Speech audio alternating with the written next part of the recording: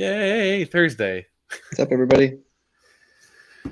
I was just telling those guys that I was trying to be super cool and get my GoPro to connect to this system so that we could, move this around and stream live on a portable device. And we'll get there.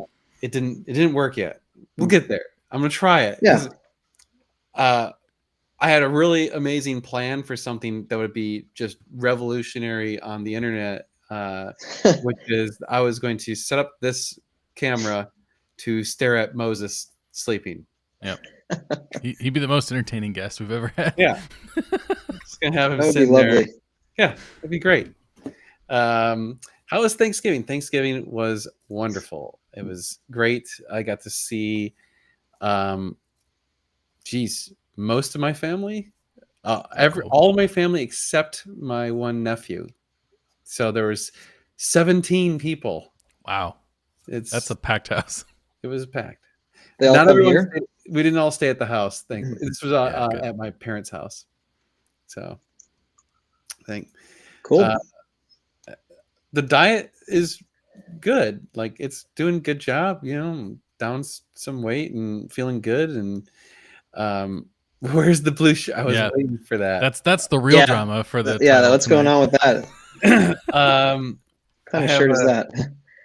Ooh, GT40 shirt. All right. Hey, that's a good excuse. Yep. Right after I bought it, someone was like, "Dude, check out this shirt on Blip Shift." And I'm like, "Bye." So I was like, "Okay, that's cool." Yes.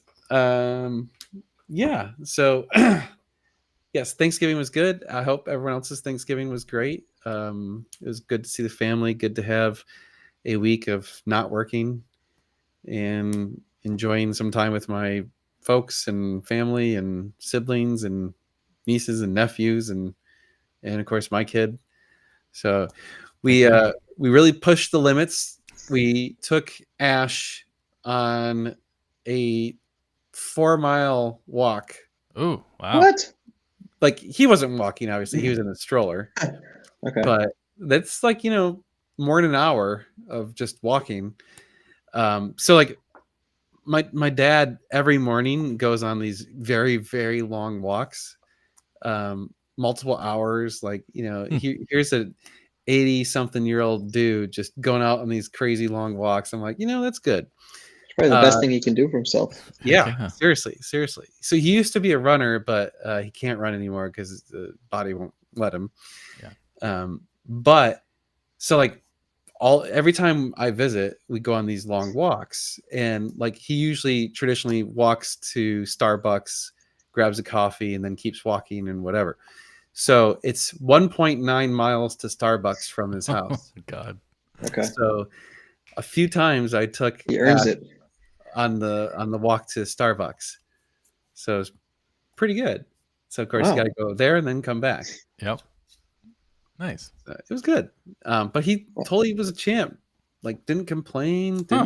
He was into cry. It. All right. Like yeah, he likes just kind of looking around, having when we get to Starbucks, he's like, "Why'd we stop?" He would only let us sit there and drink coffee for like, I don't drink coffee, whatever, but everyone else drinking coffee for like 2 minutes. And then he's Ash runs a tight ship. Yeah, he's like, "All right, so let's go. So what is the drama? Well, if you saw today's video, there's some drama for you. It's so stupid. The F chat stuff. Like, okay, obviously I'm not like the world's biggest fan of F chat. But I have history. Yeah, well, so like, so we did a sponsorship, and I want to say this to be clear. I totally understand their position, like, of you have to pay to promote yourself, right? Yeah, that makes sense. That's fine. Absolutely. So I don't have a problem with that. What I dislike is they don't let you defend yourself. Like they just go straight to banning you, like in whatever, right? So there's a few things that really chap my ass. We spent thousands of dollars on a sponsorship because I was like, okay, you know what? I'm going to try it because it's a big Ferrari community. I'm selling parts for Ferraris. It should work, right? Yeah. Yep. We didn't make a single sale because I gave us, a specific code for FChat. We didn't make a single dollar. So all I did was throw thousands of dollars away. Yeah. And buy the right for me to defend myself on Ferrari Chat, because I'm not going to go out of my way to go on Ferrari Chat, because the problem is it's not an effective use of marketing time for me. Right? What were the ads? Were you posting like organic posts, like writing out a post, or just like banner ads or something? They did banner ads. They threw some in emails and some other stuff like that. And so what bothered me was a few things. One, like, even though I'm paying them money, like, people would personally bash me because they love to bash me on Ferrari Chat, and like, they don't do anything about that. Oh, we don't care about that. Yeah, it's bullying is, that's bullying fine. is totally okay, even though it's like Yeah. against their Right. policies, right? But if you don't bully, you don't belong in FChat, right? right, like way back in the day, there was a bunch of bullying where people were like literally making comments about my wife and stuff, and I was like, Oh my gosh. That's not- children, like, yeah, it's totally inappropriate. So whatever. And we actually did a video about that eons ago. It's actually hilarious if you guys want to dig back through the bowels of my YouTube channel.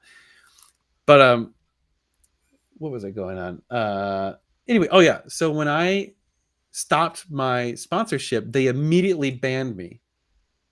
Wow. Like, as soon as I stopped paying, banned. No wonder And I they're was okay with like- bullies. So I'm like, so let me get this straight. Like, the only way I can continue to, like, it's basically extortion at this point, right? It's like, okay, you have to keep paying in order to continue. Allegedly. Allegedly. So it just, that chapped my ass a lot. It was like, really? Yeah. Like, the second I stopped paying, I'm banned? Like, fuck you guys. Like, you guys got whatever. So I created a second account, and it was, I just never posted for years with it, because I'm like, I'm just reading occasionally. But we do this recent stuff for Dr. S, or I shouldn't say for Dr. S. We did the Dr. S conversion. Yep. And people start making up shit and posting it on Ferrari Chat. And I'm like, ugh. And so I'm like trying not to let stupid things get spread, because I'm working, like, right now I'm trying to work really hard to make sure that everyone knows we're not associated with the AG anymore, because we've had this association for years and now it's not there anymore. And so part of it's, I don't want people contacting me when they should be contacting the AG. Yeah. It's annoying because, like, I'm not making any money off that and not helping anyone. So, by the way, is chat working? No one's put any chats for like 2 minutes. Yeah, I know. That's suspicious. Huh. Did our chat break? That's true. It looks like it's lined up with where YouTube is. No, Okay. it's coming in. Yeah, All right. that came in.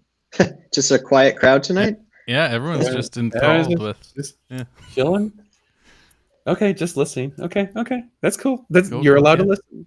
I just get nervous when the system's kind of flaky. All right, so, Yeah. like, Uh-huh. when It's not always stops- great. when I don't see the screen scrolling, I'm like, "Ooh, did it break again?" Yep. Well, and it's probably bad for EAG because now their customers are calling you and you're saying, I don't know, Yeah. call them. And they're like, let's be real. If they contact me, I'm gonna be like, well, you should come to me now. well, yeah, that too. But So Yeah, Like- while I have you, right?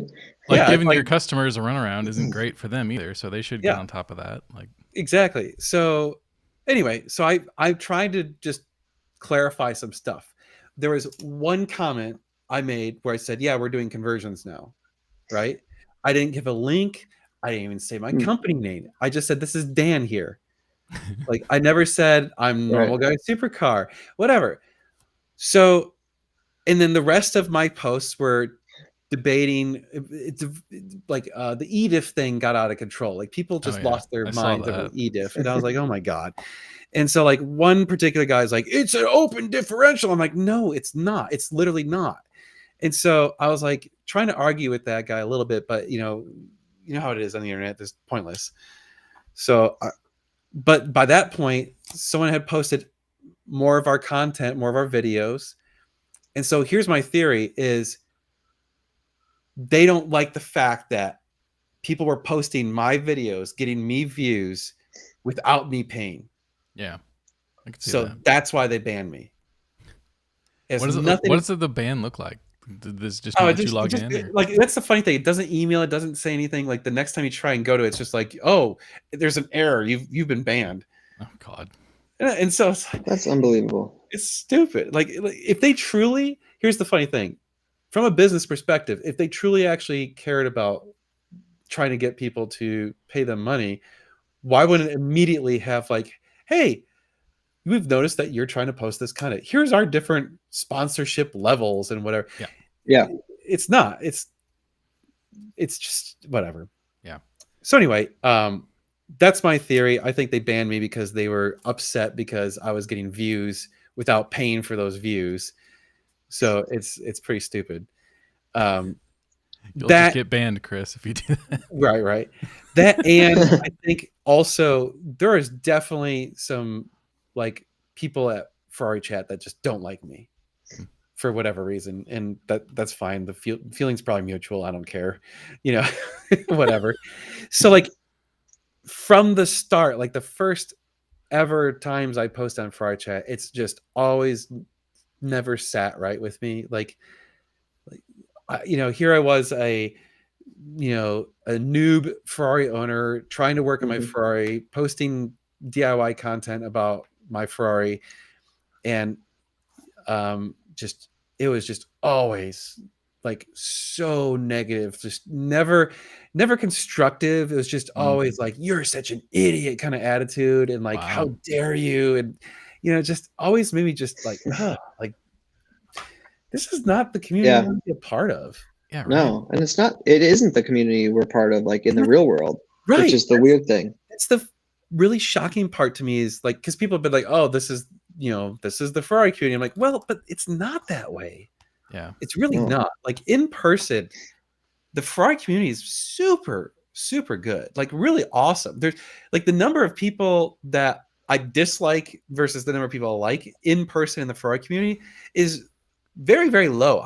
There's very few people that I actually like have met that are Ferrari owners that I'm like, yeah, I could not hang out with you again and be happy with that. Yeah. But the vast majority of them, I'm totally like, yeah, like absolutely, we should grab a beer, want to talk, whatever, blah blah blah. Anyway, I got. It's true. Thank you, Chris. Yes, take the Elon approach and just say thank you. No, and that's exactly it, right? So I don't really care about this. I just thought it was funny, and it's let's be real, this is quick, easy content for me. Heck yeah. Like, they just gave me a layup. They're just like, oh, we banned you because whatever. I'm just like, okay, let me take that and make some money on it, because why not? Now the question is, has someone posted that video in FChat? I tried to look for it. I haven't found it yet. I'm just, for shits and giggles, I want to see. I'm sure one of the folks here would be happy to do that. I'm pretty sure if someone does post it, they're going to delete it real quick. Oh yeah. Or honestly, it's going to fall on deaf ears, and everyone's just going to be, screw that guy, because like you're on Ferrari chat. They're if you're active posting on Ferrari chat, you like Ferrari chat. So whatever. What I found really interesting though is the NGS Army. Please don't. But just to be clear, do not post that video, please. Like I don't have like some. Do not incite a riot. Right. I'm not looking to get into a fight with them. I have no interest in that. Okay. So please don't. Whoops. Throw that in the trash can. What was I saying? I was saying something. Shoot. Now I remember. Yeah, shit. Dang it. I got Tyler, distracted with the NGS Army. How about the McLaren group?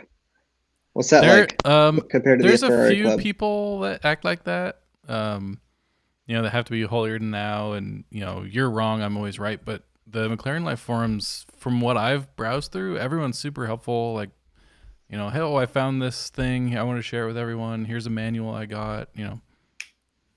This is exactly the problem, right there. Right.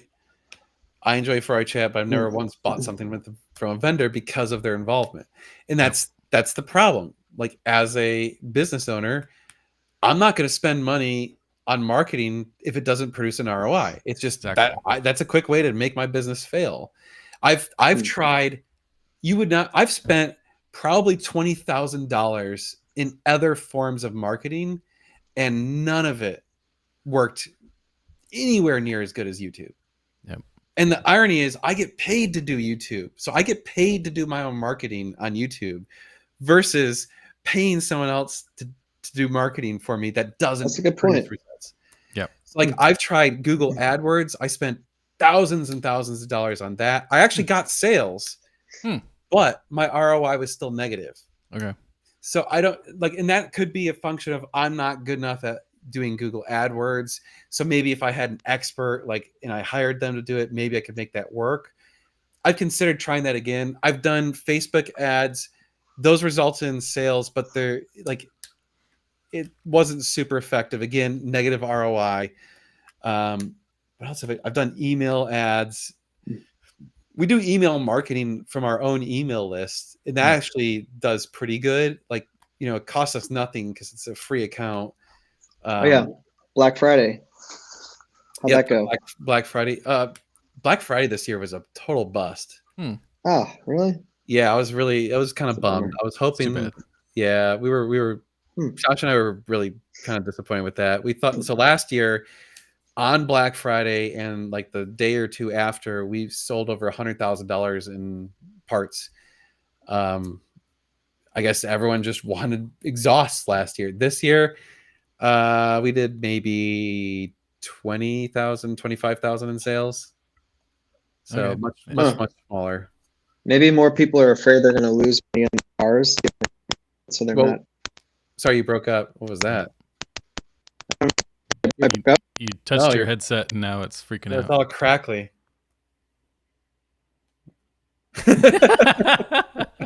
Yay, wireless. Yeah. Son of a bitch. Yeah, right. I know, Greg. You don't need exhaust. Well, I'm in the next same time. boat. Oh, speaking of, I did get a cool phone call tonight. Ooh. I don't know if this falls in the drama category. Maybe it's kind of drama. Should you hold it for more likes first? Oh, sure. Well, too late. I just kind of said it, but Wow, Novatech called me. Okay. And they want to have us be a vendor of theirs directly. So we've been selling their stuff, but we've been selling it through a third party. Like we're buying wholesale from a wholesaler. So you can imagine we don't make anything. So we haven't really pushed Novatech because I've actually had some Novatech sales where we lost money. Once you factor in fees and shipping and all that crap, it was like, no. So we just never really bothered, even though they're a great company. But now we can actually sell them wholesale. Nice. Sweet. You're definitely going to have to like redo your Bluetooth or something. Self-muting. I like it. Yeah. That was good.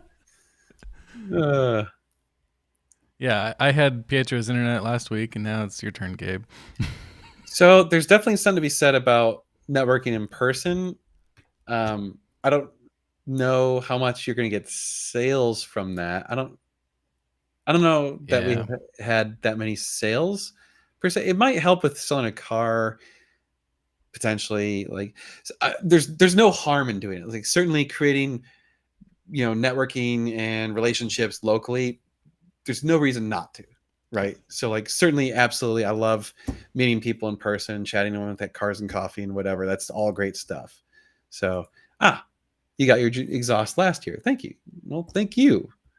So how much is a VR tune for a 458? I want to say it's $2,000. I'm not sure. I'll have to look up the price. It's around $2,000. Yeah, email sales. Yeah. Normal guy supercar. I just filmed the video for us doing the tune on the 458. So cool. That'll be coming out very soon.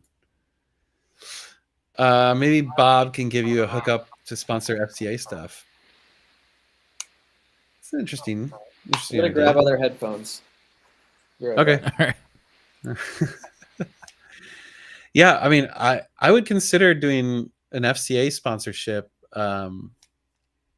Although again, I don't know how. Maybe that might be a good play long term because I would be willing to bet someone in the FCA might want to consign their car with us or sell it to us or buy a car from us at some point. So beyond that, I just like the FCA so much that like even if I didn't really make an ROI, I'd feel like at least that's a money that I'm okay with spending that money, you know, like you don't always have to have a positive ROI if there's some secondary reason that you enjoy spending that money on something. So Monterey Car Week, for example.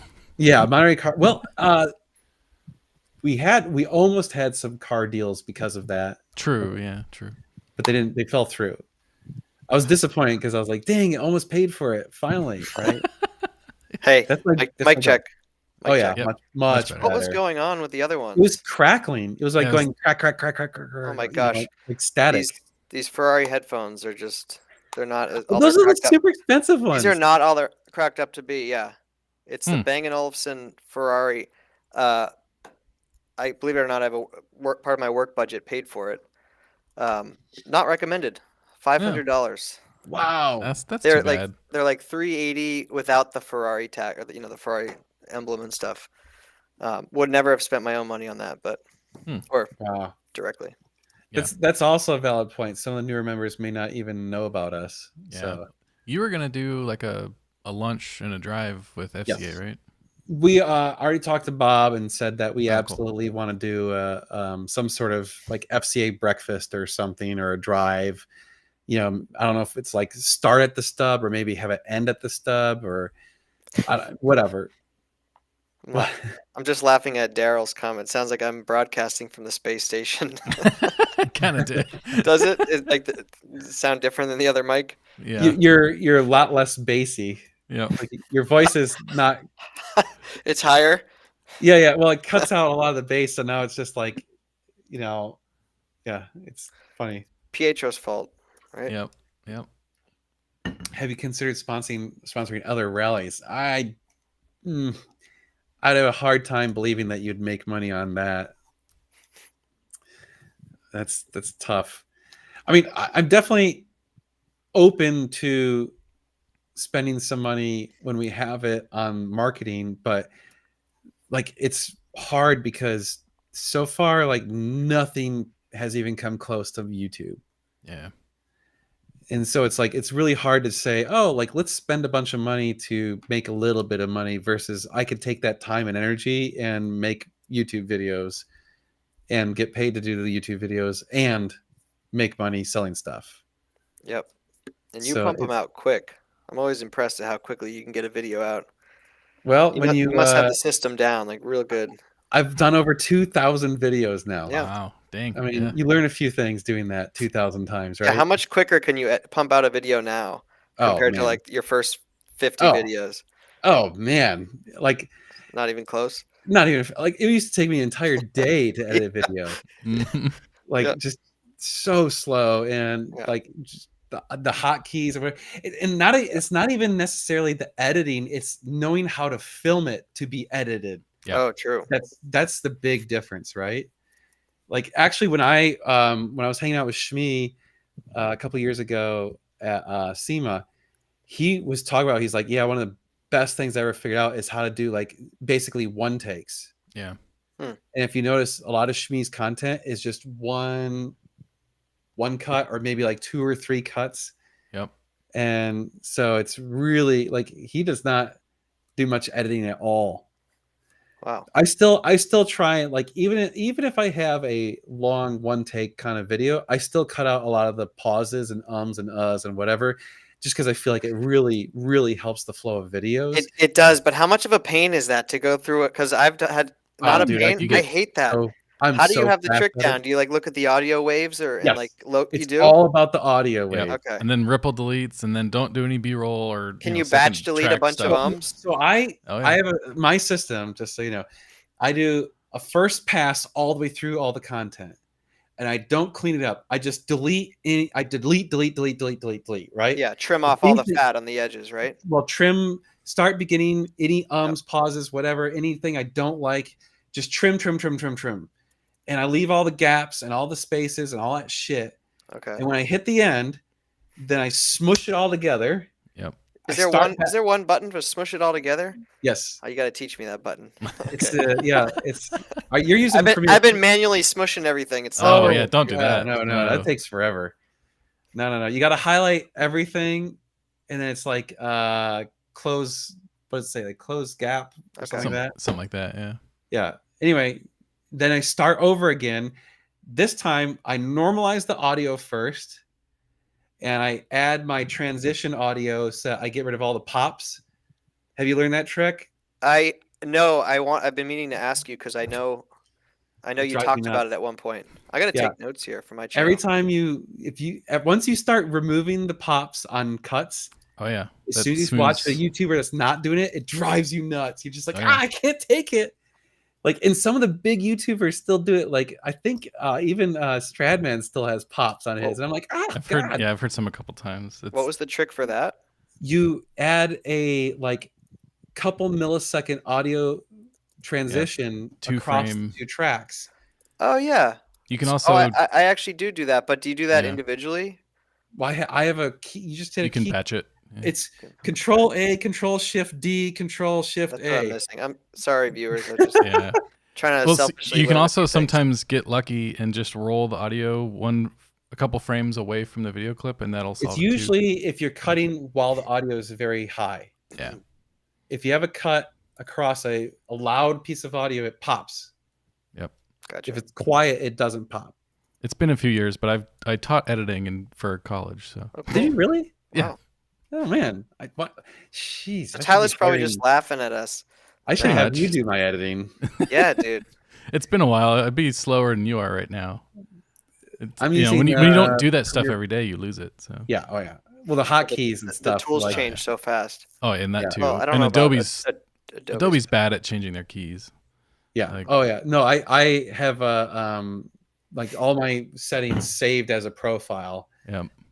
So I actually I spent money this week. I bought myself a new laptop after many years. That thing sounded like it was going to take off the last couple times. A huge like gaming size laptop, right? No, it's only a 15-inch, but it's really powerful. Yeah. For the day, for that time frame. It's an i7, so it's not a slouch, but it's the older. I mean, they have much more powerful stuff now. I'm using Premiere Pro, yes. Yeah. And the big thing was, as soon as I went to 4K, it started having some issues. Like, it was having a hard time keeping up. Like, and it's not that the rendering's bad. I don't care if it takes 10 minutes to render a video or 20 minutes or whatever, because like whatever, you hit render and walk away. Yeah. And I come back later and it's done. So I don't give a crap about that. But what would drive me nuts is scrolling or playing the audio or playing when you have multiple tracks at the same time. It couldn't keep up. Oh. So like if a great example is when we film in the stub and we have 3 camera views and I have the lavalier mics on both me and Josh. So I've got 5 audio tracks and 3 video tracks, and it has to synchronize them, and that's playing them all. And I'm editing through all of those. My computer cannot keep up with that. It would stutter really bad. Are you doing multicam? Showing its age. Yeah. And that was when I was like, can't. You got to edit that shit with multicam. You'll blow you away. Here's another question. I'll show you later. How do you combine get all the footage exactly at the same point? How do you align them? The timing? Synchronize. There's a button. There's a tool. You used to have to do it the old school way, and you used to clap the video. Yeah. Mm-hmm. Okay. Or worst case, find like something happening that made a sharp sound, and then do it. Some it used audio to cue. suck. Yeah. Yeah. It once in a while can't do it, but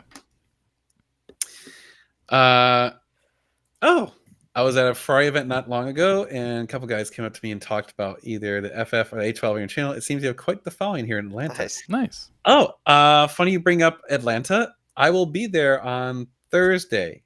Ooh. What a coincidence. For only about 8 hours. Okay. So no live next Thursday? I won't be on the live. I'm flying out to go check out a car for someone. We're doing a consultation. They want me to go check out the car in person. Nice. So do it live.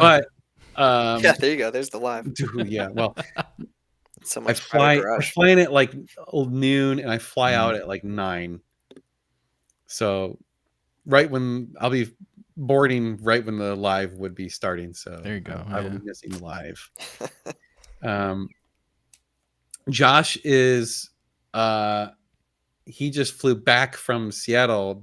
He was doing a consultation, checking out a car for someone.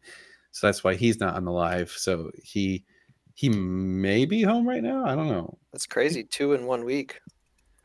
Yeah, Or- we've gotten a lot of Yeah. consultations lately, which is usually a good sign. Like usually when we see a lot of consultations, the market starts picking up. So it's kind of interesting. Oh, you fly out Thursday afternoon. Oh, shoot. That's Jeez. funny. We'll be passing by each other at the airport. Google Maps needs a new satellite photo of the shop. Oh, I'm sure it's definitely out of date. You can't request that, can you? It's for my business. I don't think on satellite. Oh, Yeah, no. I doubt it. Okay, yeah, I was thinking the You can do Google, Street the Street View. View. But like, Yeah. can you request that they come get new footage? I don't know if there's Street Doubt it. View of. Is there Street View of the stub? That's what I thought he meant. But I should Yeah, look. I don't know that. You think a Street View driver would be like, I'm not going down that creepy ass road. Right? I doubt there's Street View. Let's see. it's just probably got the blur. Oh the no, dead, it's the dead end definitely blur. no, they do not go down. It does not go down that street. Oh, That's funny. Will you do consolation? Consultations. Sorry, yes, I will console you. I'm sorry that you lost a Ferrari. Sorry you couldn't buy There's that an angle for your business. Consolation. we need it, right? Ferrari You're owners. like shedding tears. Look at this bill. It's so bad. Exactly. one. Oh god. I mean, pretty much, I would say like some of the Ferraris that are older, we don't know as well. So like, yeah, we can talk to you about it, but like, I mean, just being honest here, like, I don't know how much I can offer. I mean, I guess, I can offer more than probably most people because I've probably been around it or driven one or whatever. But certainly, like, if I've driven the car at some point, then yeah, I can help you, we don't really have a whole lot of updates on Alpha Motive and that whole situation. I talked to Marcus a few days ago, I think. I actually want to do a follow-up video at some point, but I was kind of waiting for something to happen first, right? So I don't like doing videos for like people be like, oh, you're just trying to get views, and I'm like, well, yeah, that's how it works. But Yeah. Yeah, right. Gotta have to have content. but I would like to have something to actually say as opposed to just making a video that's like, oh, here's my update, no update. But the one guy, the only thing I do know is the one guy that had 3 cars there got all of his cars out. Oh, that's good. Before they could get sold or whatever. And I guess like the guy was all trying to convince him, oh no, we got some interested people. Yeah, I was gonna say, I wonder how different. And he was just like, nope, I'm taking him tonight. And he literally went there that night. Nice. Oh yeah. Good. Like the night the video came out, he went there late at night and got his cars. I feel like he probably had to, because oh yeah, like literally the next morning the dealer could have been like, oh, an interested buyer's on a test drive. Or it's totally. It was the best movie could have made. Yep. Speciale is sold. Yes. Oh, well, we haven't been fully paid for it, but we've been mostly paid for it. So he's just moving around. It's quite a lot of dough, money. right? It's a lot of money. Like like most people don't have $500,000 in cash just sitting in a bank account ready to go. Yeah, in one Usually account. it's like, oh, I gotta sell some stocks or sell a house or whatever. Something. So anyway, that transaction should be done anytime now. Very cool. Actually, we're like super low on inventory right now. We have one 430, which we haven't even put up on the website yet, which I need to. We originally were going to just convert it, but we might not get the conversion kit until the new year. Oh yeah. So like, that's the That world. car's too clean to not try and sell too. Like Exactly. And that's the thing. It's such a good car. Like that The we're one like, from the tour, the second tour. yeah, the one that you saw, Greg's car. Yep. yeah. It's so clean. Like Yeah. it's just he It's- did everything that needed to be done. to a every 430. possible thing that you should do to an F1 car has been done. The e-diff delete. He's got the F1 improved solenoid or the relay. It's got like LED lights in the headlights. It's got the side markers are Wow. LEDs. Yeah. LED side markers. All the lights are LEDs. The rear lights are LEDs. The interior is like perfect. The only thing it needs bad is a paint correction, and we want to get that done because like then it would just be perfect. Yep. So and it's got a brand new clutch. He's already had the clutch replaced. He had all the bushings replaced. Wow. Like it's truly like this is the car. And it's So pretty low mileage, right? It's like 27,000, so it's Okay. pretty decent. It's not high. No. So I mean it's a solid probably like 130 to 140 car as an F1, which we were like, shit, if we convert this thing, this is like a 160. Like this is a great car. Mm-hmm. So we would entertain someone buying it and having us do the conversion afterwards if that's something of interest. So if someone happens to see this and they say, I really want a F430 coupe Rosa Corsa tan that's in super good condition, but I want it to be a manual, we'll reach out to us. We can make it happen. There you go. But yeah, it's interesting. But yeah, so we've got that. We've got the Josh's 458, which we finally are ready to sell that. Oh wow. Nice. Okay. We got it tuned. When Josh when Josh did all the dashboard stuff, we think he may have nicked a wire. Oh no. So after we did the exhaust, we took it on a test drive and it got some really weird errors. And it kept blowing the fuse for the dashboard. Okay. So you'd be driving along and also the dashboard would wig out. Really? And it was like, what in the world? So we talked to Josh Hill and he was like going through the book on what wires do what. And he's like, I think it's one of these wires. Did you do something there? And we're like, well, I mean, he had the whole dashboard out. So yeah, could be. Cut an artery? Yeah. So Josh went through and like kind of pushed, like made sure every connector was really solid, that there was no nicked wires or whatever, cleaned up some stuff. He's driven it like 200 miles since and it hasn't wigged out. So nice.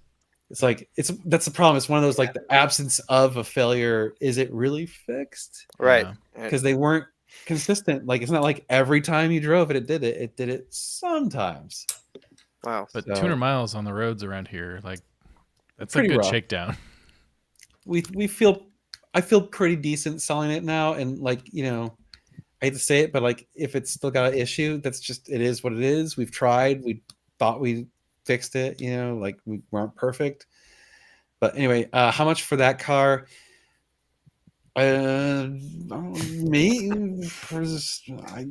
gonna say probably 175. Like it's gonna be pretty cheap for a 458 because it's not in like the perfect condition. It's good. It's a good solid driver's car now. Yeah, like it's a lot better shape. I don't want to say maybe 180. It might need to be. I mean, you can't tell that it had been so ripped apart and in the condition it was in by looking at it. It looked really, really good when we were there for the opening. Oh yeah, you couldn't tell. I expected it to be a lot worse. Oh, now it's. I mean, the work he did on the interior and everything, like so much better condition. See you, Chris. Thanks for joining us.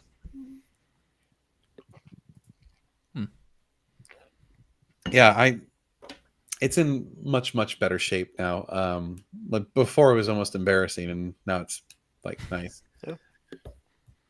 What's funny is like there are a lot of cars that have like CNC books and pass through CNC. It's crazy. Like they truly were, I mean, they had to have been one of the biggest exotic car dealerships in the country. Mean, probably top 5. Yep.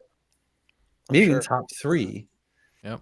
And I mean, that's one of the things that made no sense to me though when we met. Like when I saw that facility and I saw how big it was, and you think about how much money it costs just for rent there, like just for the mortgage or whatever. And I'm thinking to myself, man, like and he even said they have to sell, like in that interview we did with Clay, he was saying that they had to sell like 50 cars a month. Holy Whoa. cow. My gosh. And I was like, like that just that doesn't make any sense. Like there aren't that many exotic buyers. Yeah. Maybe Let alone hypercar buyers, right? Because they had the Yeah. crazy stuff. And so I'm thinking, like, how in the hell, like, are you selling that many cars? Like, it just doesn't make any sense. So having a meme CNC Motors, Yeah, I like that. that would be. You guys should make one. Oh yeah, that would be pretty. That is really kind of being a dick, though. Like, really, stick it in. Well, Yeah. Do you guys paint correct your inventory or farm it out if needed? If needed, we farm it out. I don't have that skill, and Josh is probably better at it than me, and we still, like, that's one of those things where the guys who are really good at it are just really good at it. So it's not super expensive to get a paint correction usually. It's usually like $1,000 or so, or something like that. Yeah. So Well, Authentic does it, right? we almost always do authentic details. They're our favorite. They aren't the cheapest, but they are the best, in my opinion, locally. Yep. So just, if we send out that 430, I'll probably go to Brad to get done because I want it to look right. yeah, right. And he'll do it right. So Yeah, exactly. There are. I'll tell you what, Josh and I. It's funny. We look for cars constantly, like all the time. I spend an absurd amount of time looking for cars to buy, and right now there is just nothing on the market. They're all priced too high, or it's a crappy car. Like the cars that are priced to sell have some sketchy history. There's a reason. Something wrong with it or whatever. Just all sorts of weird crap that we're just like, nope, don't want to deal with that car. And then it's like 430s right now. Every 430 in the market, it's like 150 plus right now. And if you look, they've all been for sale for like 9 months. Wow. Like they're all still COVID prices. And so our theory is that everyone who's got these cars bought it during COVID peak shit, and they're trying upside down on it. Yeah. And so they're just hanging on to it. And it's just not going to sell because they're not worth that right now. But at the same time, so what happens is any car that comes onto the market that's actually priced correctly, it's sold in a day. Yeah. Like they just sell so fast. Is that why you think the blue car is harder to sell because it's in that higher price range because it should be, but people aren't looking at it. But it is like, I mean, it's priced higher than we would like it to be. Okay, fair. And that's because of how much Richard paid for it, right? Yeah. Okay. Richard, if you watch this, I'm sorry. But he bought it at the height. He bought it near the peak. Oh, so I would imagine. And that's hard because it's have to take a loss. Yeah, I mean, he's only owned it for like a year, and it's like, they came down a lot in a year. So, we actually would just talk about that. We're like, I don't know what we do about that thing because it's not gotten a lot of interest at the 165 price point. So, and a year ago, it would have sold instantly at 165. It was a screaming deal a year ago. Crazy. Like that was a 185 plus car all day long a year ago. It's crazy. That is crazy. Yeah. 355 manuals are dropping like a bomb. The 355 party is over. We've been seeing. So now it's not more than you can afford, pal, anymore. Yeah. Right? They went ape shit, and I tell you, man, like when they got up, like coupe Berlinetta manual 355s were in the 200 to 300 range, and I was really? Just like, you guys are smoking crack, because these cars were 60 grand a year ago. So I mean, when we saw that, we were like, we're not touching those things because there's no way that price is sustainable. Yeah, that's And crazy. they're coming back to reality real quick. Good. Yeah, because I mean, just Yeah. Not a 200 grand car. no. Yeah, I mean, like I mean, it's you're fun. you're but it's you're not pricing 200 at the grand fun. same value as an OE 430 manual. Yeah.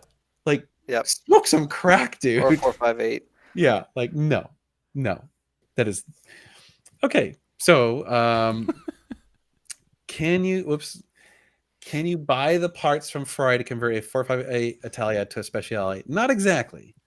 Yeah. I mean, that's a lot of parts. You're talking exhaust bumpers. Technically, you'll never be able to make the engine the same because I believe it does have different internals. But I mean, unless you're taking and buying a Speciale engine or tearing yours Same apart. chassis, right? So you could start with that. It's basically the same chassis. Yeah. It's basically the same suspension. The brakes are different. Yeah, don't up bad your It'd cars. be quite the but build. Yeah, Just be happy with the Italia. I've seen it done where people made it look like a Speciale from the outside, like got all of the exterior parts Oh done. wow. That's a And lot of money for no return. I wouldn't. It's the pride, right? Or the Yeah. if Like you the can call one it thing that. that seems to not be frowned upon too much is 430s putting the Speciale front bumper. Yeah. Like for some reason, people they love the look of the Speciale bumper. So you slap that on a regular 430 and people go, it looks good. Yeah. Or with 360s, people get the Challenge Stradale wheels. Yes, the Yeah. challenge wheels on a 360, no one will bitch about. Oh yeah, they're awesome. Because it was an option. You could actually get those from the factory too, though. Mm. Didn't know that. And same thing with the 430. You could get the challenge wheels. But those are the challenge wheels, not the scud wheels, right? Oh, gotcha.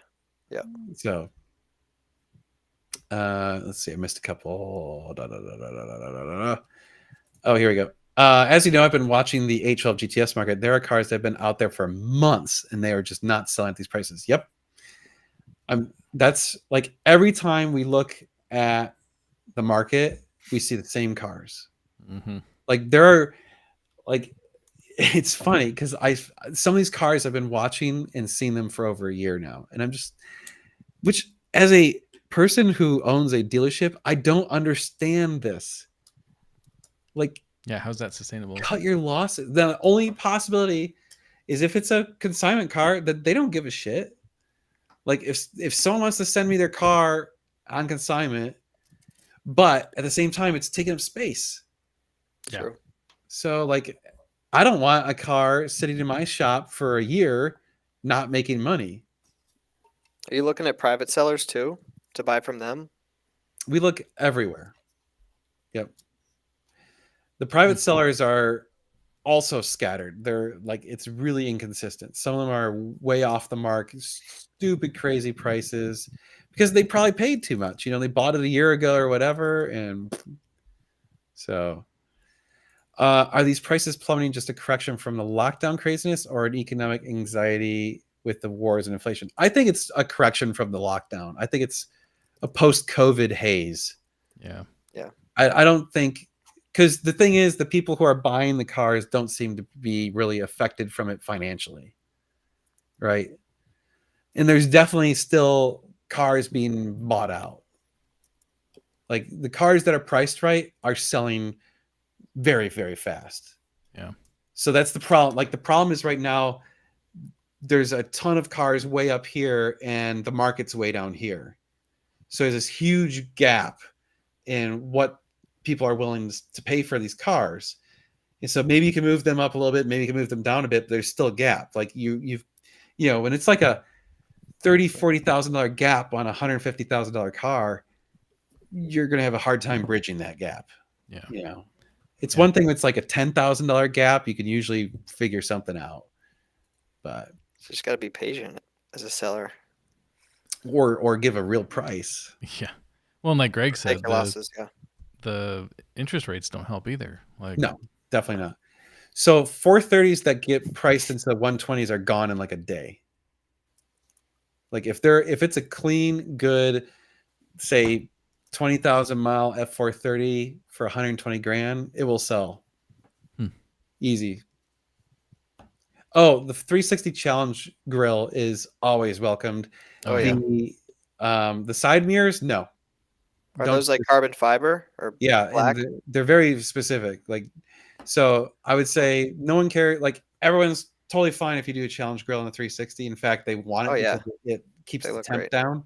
Yeah. But don't do the mirrors unless you want to throw. Like, if you do, keep your old mirrors, and when you go to sell a car, put them back on. Yeah. Fair enough. Let's see. We joked about this in this low Ferrari inventory period. We consider loading up McLarens. So that's exactly how we got screwed last year at this time. Yeah. So no, we will not follow that same thing this year. In fact, McLarens sadly have gotten their asses kicked even harder than Ferraris in most of them. Not all of them. Yeah, not all of them, but most. Like, if it's not a specialty McLaren, like a 675 LT or 600 LT, they've taken a beating. Like 720s, I've seen 720s below 200. Yeah, a lot. Now's the time, Tyler. No, it's not, because the damn interest rates. Yeah, right. But the good news is I got a hell of a deal from some car dealership. But you guys might know that I haven't really lost that much on mine. So good. Wow. Yeah. Well, if you want to consign it, I got a place. Sounds like that might be coming up soon. Whereas Greg says that too. Yeah, right. Orange 650S probably getting consigned soon and trading for that 458. Yeah. Yeah, it was a 488 maybe. But oh yeah.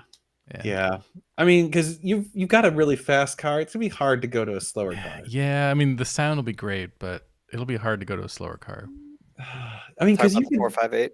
Yeah, you can make the 488 sound good. Yeah, you can. Boo-hoo, you got to go down to the 458. I know, right? Oh, that's a bad problem.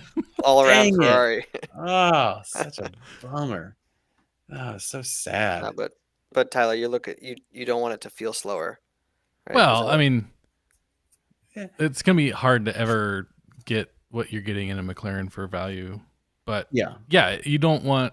I don't want to go from a nice car to a truck, or something that feels slow, or like you're dogging on it super hard to keep up with other people in card trips. The funny thing is, there are definitely times where I enjoy the slower cars where you can flog them full bore and you're not really going that fast. Yep.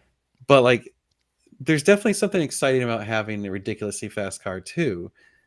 So it's tough. Like, I mean, I hate like being the facetious asshole, and I'm spoiled as hell, but I get to drive all of them. Yep. So like, that's why I feel like that's why I could take the detour and buy the GT40, because I was like, I still get to drive Ferraris all the time. Yeah, right. Like, I still get to scratch that itch all the time. Yep. Oh, I'm sure MP12s are around 80 already. Oh, you can definitely wait that long, Hugh. You can definitely get an MP412C for 80. Yeah. I've definitely seen them. That. What are you waiting for, Hugh? Now's the time. Yeah. No more excuses. Get out of that Porsche. Put it aside. Actually, get one that's got like 40,000 miles. That's the one you want. Hell yeah. It's already been all the crap that was going to break on it. Oh, not in Canada. That's true. Well, buy one here. We actually, so the dealer that we were checking out the car at, that Josh was checking out the car at in Seattle, they're right near the Canadian border, and they were saying that they can import cars for us for really cheap and manage all the paperwork and whatever and blah blah. So we were definitely considering that, because we've seen some pretty cheap cars in Canada that were like, we've seen them where we're like, damn, I want to buy that, but like, it's in Canada and we don't want to import it and have to deal with it and blah blah blah. Yep. So like, that'd be cool. I'm like, that'd be real cool. Yeah. Is the 458 or even the 430 plenty fast for me? Do you feel you need something faster to have more fun, or is that fast enough? I think the 430 is plenty fast. Oh yeah. Like, it's fast. Like, it is not a slow car in any way. The other thing to consider is the handling on the 430, 458, even 360 handling is really, really good. And that brings up the excitement level a lot, right? It does. Yep. Like you get to the 355 and the handling is definitely not as good. Is noticeably not as good. But the 355 is in that slow enough category where you can just flog the hell out of it, and you're like, who cares, right? Like yes, that Toyota Camry that just came out can beat me, but listen to this, like Yeah. totally different. Yeah. So yeah, and those cars are plenty fast. It's just Yeah, wanting I to mean- have one supercar, I don't want to downgrade. Yeah. Right. Yeah, it depends on your roads too. Like the roads, Oh, yeah. 360 around here is plenty fast for the roads I drive on. I mean, yeah. I'm into speeds. I'm always having to slow down, basically. Yeah, exactly. You're not driving it at the limit. And they're Ever. not like Colorado roads, but Yeah. still, it's plenty fun. Yeah. Now the 430, 360, plenty fast enough. It still keeps you excited. It's hard if you've owned the car and gotten used to something like a 650. I would say like going to a 458, it's gonna be a little bit slower, but I don't think you'd be disappointed. Oh, But no. to go to like a 430, you'd definitely be like, but then you get to like the more analog feeling. So what you lose in some of Yes. you pick up in some analog feeling. So it's the experience changes. Yeah. Exactly. does. That's my favorite thing about the 360. It's so It's very perfectly analog. Yeah. It's so simple inside. Everything's Yeah. just there. And as one that's the thing purpose. is like you can't just do one like like stick to one facet of the car and be like, that's all I care Exactly. about. Yeah. Right. Like I basically had a free 430 while I had the 650 because I was storing Steve's car for a year and he wanted me to keep it moving, run it. Yep. But I also wasn't flogging the hell out of it because it's not my car. But right. it is a totally different. Like you get the fun from other things, from from the sound and just everything about that car, the shifting, and it hits you hard, and it's it's an exciting, fun experience. Yep. But it is not a performance like amazing car now. Yeah. I can't, like in the 650, I can get on the highway and you never even feel the shifts, but all of a sudden you're, oh shit, I'm doing 160. Yeah. That's a different fun, right? Yeah, Yeah. they all. The most important thing is that it engages you. It pulls you in, but Yeah. they pull you in from different angles. Yeah. Some with the speed, some with the sound. Some do it all really good. That's the problem is like like in the ideal world, you have to have like 10 cars, right? Because it's Yeah. they all have their different purpose. Sometimes you're just feeling like I want this really analog, whatever feeling. Sometimes you want to roll through some gears. Sometimes I just want to haul ass. Sometimes, sometimes I want a super comfortable. Like honestly, if I had all the money in the world, I would have an FF in my garage, or a Lusso, because it is so comfortable and so nice, and you still have that giant ass V12. Yep. When you want it. Believe it or not, if I had all the money, I would put a Bentley Flying Spur in my. I mean, I don't want to garage. fall asleep while I'm driving because it's so. Those are pretty comfy. sleek. I think I'm talking about the right one. You can get like a W12. Yeah. Yeah. And see, I totally disagree with pedals are boring. I don't think pedals are boring. I actually really see the excitement in the pedals on a lot of the cars. It's fun. Yep. And I could when I've tracked my cars, I do not like doing manual cars on the track because it takes a lot of focus and precision to drive a manual well on the track. And unless you're doing Gabe and doing it regularly, it's hard. It's a skill that has to be constantly worked at to keep good. I'm also doing it in a Miata, which is a lot easier than doing it in a high-powered, high horsepower car. Yeah, but it's like you can't really do it very well on the street. Like you can heel toe occasionally, and whatever, but it's not the same as when you're on the track. Like when you're on the track, like heel towing on the street's like, right? You're on the track is like, ugh, like you're really on the brake and gas, and it's totally different. So, and I would 100% agree with this statement. The Scud Oh, yeah. being paddle shifted is not boring in any way. It is Yeah. extremely exciting. You're basically just playing a different instrument in the car. Yeah. You know, but you're still getting the same result, or with sound. That's an interesting question. Would we offer our consultation services to the purchase of a Canadian customer? I mean, I think so. It would be a little bit weird because I'd have to do a little bit of research on like what's the proper value for a car in Canada. So there's a little bit of like translation just because of Canadian dollar versus US dollar, and what's the Canadian market at. Obviously if it's just a phone consultation, then it'd be this easy. If it was like an in-person consultation, then obviously it would cost more because we're gonna have to take a longer flight and all that sort of stuff. But sure, I mean, we'd absolutely be open to it. Sure. So yes, I guess it's the answer in a roundabout way to that question. Yeah.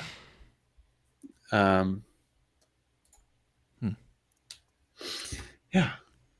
Good stuff. I like these. This has been good questions tonight. Yeah, it's been really good. Vancouver. There's a ton of really nice cars in Vancouver. That's actually where we're specifically going to look for some cars to possibly import. Nice. Because that's the interesting thing is right now the Canadian dollar is low compared to the US dollar, so like the conversion actually gets you a lot. Hugh posted earlier, it was like $1.53 or something. Jeez. Yeah. Growing up, like, being in Michigan, you always have like, you got some Canadian coins in your pocket and whatever. And the Canadian dollar is always more. Yeah. Like, so I'm so used to that. 35, sorry. 135. Okay. I had the numbers right, but reverse. Transpose them. Yeah. Yeah. I always remember being pissed because you get a Canadian coin for change in Michigan. Yep. And then you go to use it in like a vending machine and spit it back out. And you're like, what the hell? Like, damn it. Sad. Especially when that was your fourth quarter that you needed. Yep. You're like, damn it. I hate that. Did you get that much up in the Northeast? What, Canadian coins? Yeah. Yeah, now that I think about it, not like every day, but they definitely would circulate throughout your wallet, your pockets. Yeah, like you'd get change for whatever, and it would just like the grocery store would have it in their cash register, and you're like, oh, Anyway, cool. Thanks for watching you for so long. I feel like you're the only one I could trust to give a real honest opinion advice when buying a first Ferrari. Thank you. I mean, that's like the cool thing is when you hire us to do a consultation is we are giving you our opinion of would we buy this car? Yeah. If we were in your shoes, is that a car that we would buy? And like, we don't pull punches. I mean, there's definitely been car. Like we've had people come to us with a car and like, I really want this car, blah, blah, blah. And I'm just like, yeah, no, you don't. Please no. Like you really don't want this car. And so like we've talked people out of cars that they were totally in love with because it's like, that's not a good buy. Sometimes we can't. Like there's every once in a while we've had some people come to us with a car that like, it's just a horrible spec or something. And we're just like, oh man, like, oh, it's going to be so sad if you buy this car. And it's like, because we're like, yeah, you might like this car right now, but when you go to sell that car, wow, that's interesting. No one is going to buy that car. So do you tell them stuff like that? If it's yes. Oh, 100%. Oh, I've heard it. Yeah. 100%. We absolutely tell them. We're like straight up, that is something that factors into should you buy this car? Because let's be real, we're car guys. You're probably not going to own that car forever. So in fact, if you're buying a Ferrari, statistically, you're going to own it for like 3 years. So that's like how long most people own these cars. Now, that's not always true. Yes, there are people who own it forever, but Yeah, on average. If you're going to buy it for forever, then the spec doesn't matter. But when True. you're buying it and you have to consider the resale, and you buy the Ronald McDonald car, like Ketchup and mustard, right? the God. ketchup mustard car, and you're just like, oh God, what are you doing? Yeah, please no, stop. Or some like very unusual color or whatever, and we're just like, oh. If you do that, put a track wrap on it and just track it. Yeah, that may be your best path to that. I would agree to this statement too. He says, I live in Florida and I hear you need to be more careful buying cars here. And we are always skeptical of cars in Florida. There is a lot of the way the laws are in Florida. You can do some weird shit with salvage cars. And there's a lot of cars that get flooded and fixed in Florida. And there's also, fixed. And there's also some really shady dealerships in Florida that have some bad histories. So no particular names being mentioned. Yeah. So yeah, I have a tickle in my throat. Carry on. And there's also a lot of rentals in Florida. Oh yeah. So there's definitely you got to be careful with Florida cars, just like Nevada cars, just like a lot of New York cars. Yeah, New Jersey too, right? New York, New Jersey, always be careful. All those things. Thanks, Dan. I expect that you would give the same advice you would give a friend. I'm a real estate broker. I have to tell people this all the time. I'm looking. Actually, it's totally not true. We are way harder on a car when someone's paying us to be, because if it's a friend, they're not paying me shit. So let's be real, So like a friend friend's like, hey, can you check out this car for me? I'm like, sure. I'll gloss over it, but someone's paying me to look over a car. I'm taking that very seriously. So I'm totally honest here. Just, when it's like, it's like when you're, when I was in the software world, people be like, hey, can you fix my computer? And I'm like, oh God, no. Yeah. But it's like, oh, I'll pay you to fix my computer. Hell yeah, I'll fix that shit. I'll do a great job. So anyway, exactly. Most friends are just like, oh yeah, buy it. Yep. It doesn't matter. Yeah, you totally need that. You should definitely buy that car. I think I told you to buy something, Greg, and I just met you. I've definitely told you. Well, to be fair, the last car you were looking at and you asked me if you should buy was the Speciale. So of course I was like, yes, you should buy this car. Because yes, you should have bought that car, Greg. But I'm, just saying. Dan just secretly wanted you to trade the Scud in so he could drive it around for a little bit. Oh, yes. To have a Speciale and then a Scud in the inventory back to back. Dude, I so badly wanted to have a Speciale, a Scud, and a Challenge Stradale in the shop at the same time. Badass. Like the Holy Trinity. That would have been awesome. Yes. Fuck you, Mike. I'm not fixing your computer. Oh, man. I'm excited to get my new computer. Oh, my God. I haven't had a new computer and I looked it up. It's been, I think, 6 years. That's long for a laptop. That's usually when they start going. My Apple products usually die after around 5 years. They just fall off a cliff. Oh, yeah. Sounds about right. It's still doing pretty good, but like I said, it's having some issues. The fans definitely work harder. And actually, I did learn it's clogged up enough, and I've tried blowing it out, and it's still got stuff in there. If I render a video without it sitting on my laptop cooler, it will blue screen. Nice. It overheats. Wow. So I have my laptop sitting on a little laptop pad that's got fans under it to keep it cool. So I can't render anymore on actually that's not true. If I render it somewhere else, I have to prop up the laptop so it's got tons of air underneath. Get that ground effect going. What's the new PC? It's another Sager. I am a huge fan of Sager because they manufacture a lot of the laptops that are sold under different names that are like you take almost every major brand gaming PC out there and it's actually a Sager rebranded. So you can buy a Sager for like $1,000 less than you can for an equivalent whatever computer. I didn't So know that brand, but I'm also not a gamer or a PC guy. So that's the crappy part is I'm not a gamer at all. I literally haven't played a PC game in, I don't know, a decade and a half. But if you're doing video editing, you have to have a high powered computer. And so you pretty much need like a gaming computer because that's all the high powered computers are gaming computers now. They don't make like, big, massive number crunching, unless you get like a big old desktop or something. And I don't want a desktop. I want a laptop. And you don't like Mac, right? Yeah, I don't like Mac. They're fine, but just not. I mean, they got they kind of suck. The M3 chip, the MacBook Pro. You can do plenty of editing with that. Oh yeah, you can. You can for 3 times what Dan paid. But that's the problem, right? Yeah. The computer I just bought would be a like $6,000 or $8,000 MacBook. Yeah. You'll have to show me which one after because I need a new laptop too. It's decked out. It's extremely loaded. It's a business. Yeah. Investment. Sorry if this has been answered. Just got back. The Speciale sell. I see it on the site, but my car guru said that I got away. Yes, it is sold. It's on what site? Crap. Did I forget to pull it off one of our websites? Mm-hmm. Ah.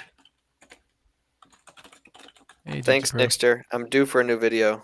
I've been so busy. Oh, Compal is the manufacturer. Okay. Well, Sager doesn't really throw much into their brand, right? Like they just, it's pretty cheap. Oh, it is still there. Son of a bitch. Thank you for bringing it up. I got to edit that real quick. Josh is safe at home. Compal. Josh is home?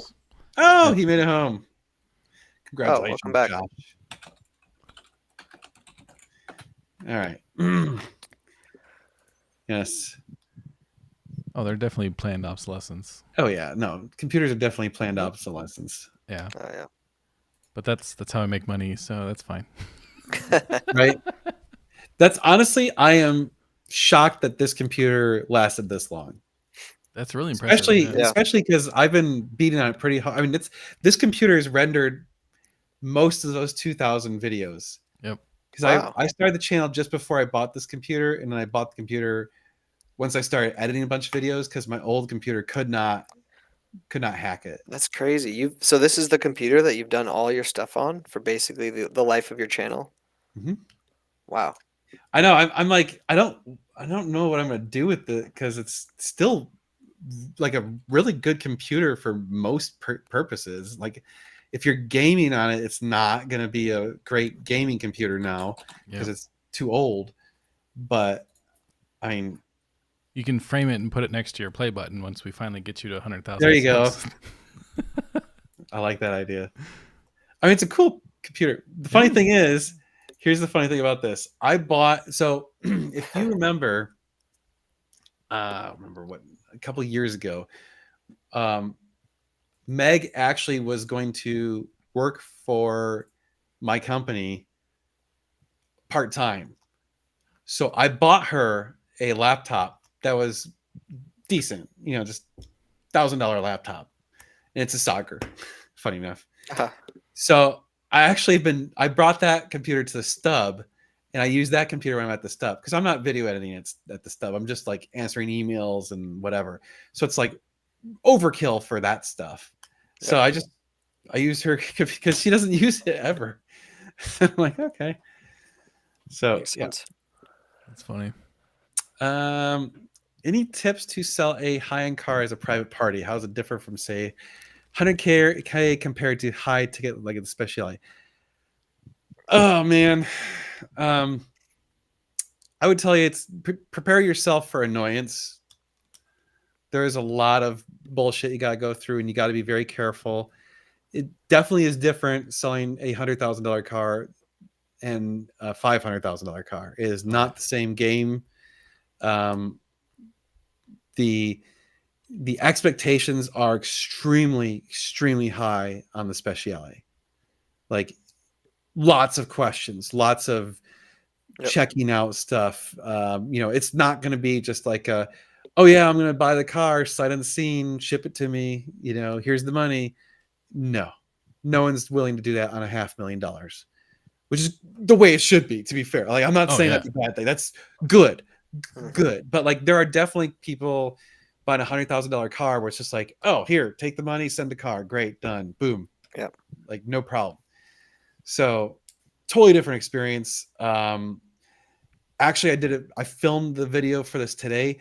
There were a shocking number of people that hit us up for the speciality that were bullshit offers. Wow. Like, so, and I think it's because that car is so cool, it got a lot of attention online. So like you can go into your, like when you list cars on Facebook, it says how many views the car has gotten. And we typically get, after, like if the car hasn't sold in a couple weeks, we've got, around like 1,000 views on a car, right? Speciale had like 3,000 views in that same time frame. Like it was just orders of magnitude higher than anything else we've ever listed. So like second place was like the Lamborghinis because all the, and it's not like that's by other buyers. It's probably a lot of non-buyers that are seeing that. That's the thing. That's the irony of it, right? Yeah. 3 times as many people checking it out. I guarantee you probably 10 times as many people that can't afford it. Oh yeah. Yep. Because the number of people who can afford a Speciale versus a $150,000 430 is, way smaller. By the way, don't ever try and sell a Lamborghini. Just don't. So were there those kind of comments, like Lamborghini type troll comments? Just really? Yep, tons of it. Well, to tack on to Daniel's question, like selling a car privately and letting people test drive would be so stressful today. But when I was 18, I would drive up to someone's house and they'd throw me the keys and like, yeah, just give it a drive. And it's like, that trust is gone today. You can't do that today. Mm-hmm. Like, and those people are just like, oh, just some random kid that called me. And yeah. So what do you do as a private seller with test drives? I would not let someone take the car without me in the car. Oh, that's a given. I would say, honestly, like, do a deposit. I might ask for a deposit. Yeah. Like, I think if you're selling $100,000+ car, asking for a deposit before someone takes a test drive is completely reasonable. But I mean, you got to have something, like, for sure, at a minimum, you're going to say, I need to see your insurance policy with something that shows that you have coverage to cover this car. Yeah. Yep. Yeah, so no it has Texas state minimums here. No Texas state minimums. You have to have a $150,000 policy to drive my $150,000 car. Yep. If they don't, then just say, sorry, you're not getting to drive it. I'll take you for a ride in it. Sure. But, yeah, I would say taking a deposit before someone drives it. Because I'll tell you, we filter through a lot of people trying to get free test drives, and we filter. Here you go, Josh Sargent kicking in. Would ask for a copy of the license, insurance, take a picture of the license plate, and their license. Take a picture of their license too. Josh has got it down pat. Yeah. Mm-hmm.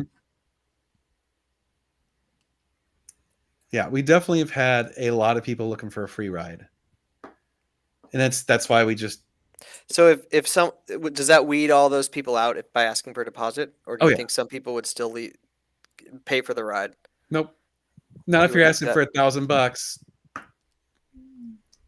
$1,000 minimum deposit, 1%. Yeah. If you can't cough up $1,000 buying a $100,000 car, you aren't buying a $100,000 car. There you go. Period. And that's the thing. Anyone who bitches about $1,000 deposit on a $100,000 car is not a serious buyer. Yeah. So you're immediately eliminated. In fact, anytime if you start asking for, like, if we start asking for a deposit or whatever, and people bulk, they aren't buying the car. There's literally never been we have never to this day. That's not entirely true. One person has given us a deposit and didn't buy the car. It's the fucking purple Lamborghini. Everything else, every other time we've gotten a deposit, they bought the car. There you go. Good tips. Yep. So that's like 50+ cars now. So, yeah, if it seems shady, it probably is. Like, listen to your gut. What's up, Jeremy? One of the guy in the next town over with the 360s here watching. Oh, Ah, We got our FCA party next weekend. Oh, nice. Our Oh, big yeah. holiday We got bash. that. Don't forget Yes, Josh Sunday. Sunday. Sundays. Are you going too? Yep. Nice. What do you guys got? FCA Christmas party Sunday night. Oh, okay. They went Blazers. You see that? There's a dress code. I Ooh. know. Yeah. I was like, oh, I gotta dig that out. Do you think the new Z06 will be available without markup? Yes, I do. Look at the current C8s. Oh yeah. Remember when those first came out, and I did a video, and I was like, oh man, I can't wait for these to crash. And all the Corvette sycophants were like, oh my god, they're not gonna crash. These things are worth so much money. And I was like, Yeah. sure, bro. Wait until they produce 180,000 of them in a year. You know, wait until you can throw a rock and hit 4 of them in any parking lot in a country. Yep. So yeah, it's only a matter of time. They're still ramping up production, so they're still rare for the moment. Just wait. If I fit in the GT40, do I get to drive it down the driveway? You can, yeah, you can. I'll let you take that thing out. That is my car now. It is not the dealership, so I can let people drive that car when I want. Yep. So It's tough. If you fit, though, that's the question. The big problem is, can you use the clutch? Like, you could probably crane your head down, but if your legs are too long, your knee literally hits the dashboard Yeah. into a position where it cannot Yeah, articulate. you can't bend it. Yeah, It's it about literally cannot move. 8 inches between the seat and the sort of the sill over your leg. Oh, here we go. We have our Corvette expert. They are popping up at dealers for MSRP and 5K over. There you go. They're already at MSRP. Wow. Dang. The gravy train is over. So all those people trying to milk the Z06 game, hope you got out. If you didn't, you're Yeah. screwed. Hope you're fully milked. Yeah. Which honestly, those at MSRP, oh yeah. Oh yeah. They're great. That's an amazing deal. That's a great car. I should probably buy one. Some point we need to get one. When you're done with the GT40. Maybe. I mean, I've already driven them. Driven a Z06. True. Yeah. It's good. It's good. I like it. Daddy, please make an OnlyFans. It's awesome. I thought that was a spam comment. Yeah. Yeah. It was about 2 years, wasn't it, that they had just astronomical prices. And I'll tell you, man, some of those guys, because of combining COVID and new crazy car that, you know, we're getting to the end of like the naturally aspirated car big V8 era. That's, Yeah. I mean, we're hitting the beginning of the end. Ask to sell Lopers when he swaps out for his next allocation. Yeah. Yeah, That's a good idea. Yeah, his garage is full, isn't it? I think so. In 5 years, Vets will be a pretty great value. I think they're already becoming a great value. Like, dude, why not rock a high mile C8? Hell yeah. Like, that would be an amazing deal right there. Like, if you look at the older, like C7s and C6, like look at a C6 Z06, right? Look where those are priced right now. And like factor in how much depreciation that has compared to where they sold for initially. And you could probably roughly extrapolate what's going to happen to the current Z06. When that happens, whoo, yeah, I need me one of them. Heck yeah. But only when that happens. Otherwise, Well, not it's worth it. still a great car. It's just you are going to take a depreciation hit on a Z06 if you hold on to it for an extended period of time. Yep. So, dude, some of those things were selling for like 50 to 60K, even higher over MSRP. It was nuts. Dang. Which was, to me, that hurts my brain, because they were like, okay, you're now buying a $200 and something thousand Corvette, that all because of the markup, not because the Corvette was listed like it's like a $150,000 Corvette, you're paying $200 something thousand for it. And it's like, Yeah. no. Probably thinking that it will go up, like a Right. And that's the super rare crazy part is Ferrari. like, if it was like, oh, it's going to keep going up or hold its value, great, but it's not. Like that car is going to be worth under $100,000 at some point. Oh yeah. So Yeah, you're that going just to take doesn't quite happen with the Corvettes, right? Yeah. Like they're not producing the hyper special ones. Yeah, and that's the thing. I think if you got a super high spec, great special car, then it's got a better chance. But yeah, and that's the thing. You start talking $200,000, you could start buying a 458 or a Scuderia. I mean, the Scud isn't as fast, or neither is the 458. But you know what? I think the driving experience is better. It's got the soul. It's got the soul. It does. Interior's nicer. Yeah. If you like leather over what? Over the C8? On the Ferrari, yeah. In the C8s, yeah. I wish totally different cockpit too. Okay. Just so close in the car. Only thing I really hate on the C8 is the damn interior, the way they did it too cockpity. Oh yeah. It's totally different than the Ferrari. It sucks because like they had the Ferrari to reverse engineer, and I heard like everyone said, oh, it's because they're gonna add like the E-Ray has like a different, that's what the battery's gonna be or something like that. I don't know, but it's like, well, the other cars don't have that, so don't put that there and make it have an open cockpit.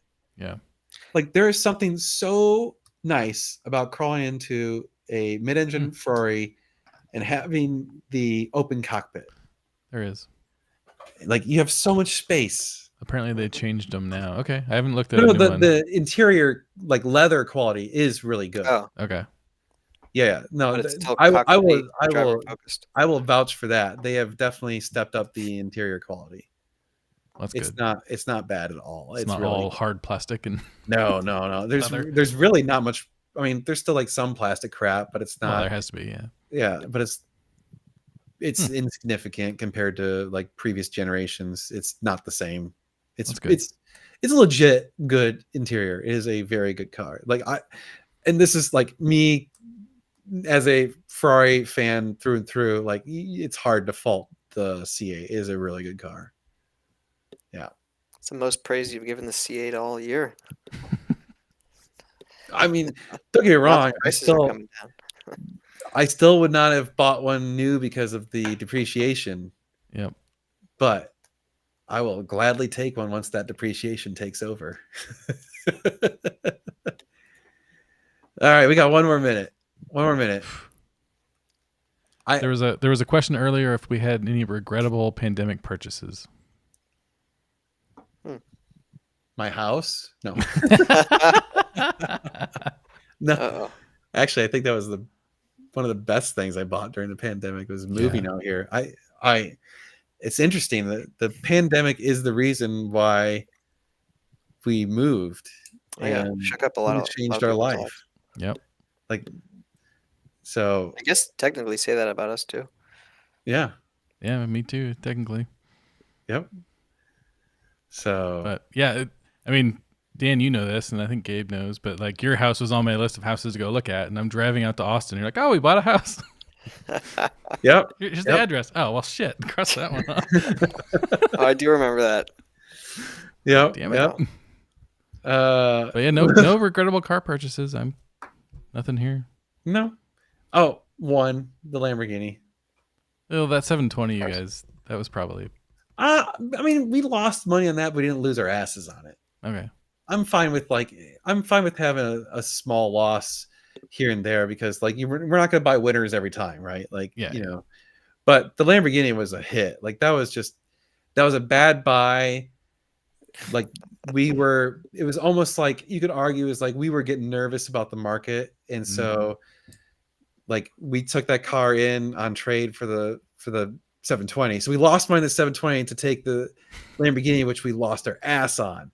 And it's all because we were like super nervous that the market was coming down and no one was buying anything or whatever. So it's like, man.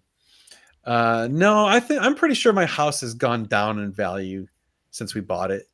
Yeah, the Austin's settled Austin's back down. Coming down where it should have been. So I mean, if my house, like, whatever, we have zero interest in moving in probably at least a decade. So like, I don't really actually, if the house value comes down, great, my taxes will come down. So Exactly. Yep. I mean, when I bought my house in Austin, my first house in Austin, it went down in value right after we bought it because we bought it in 08. Oh yeah. Jeez. So like we bought it and Do it was like down like 50 grand right after we bought it, and we're like, whatever. Yep. Like, we're not moving. I So protested mine hard. I got $5,000 off taxes this year. So oh wow. yeah, I need to protest next year. yeah. It was worth it.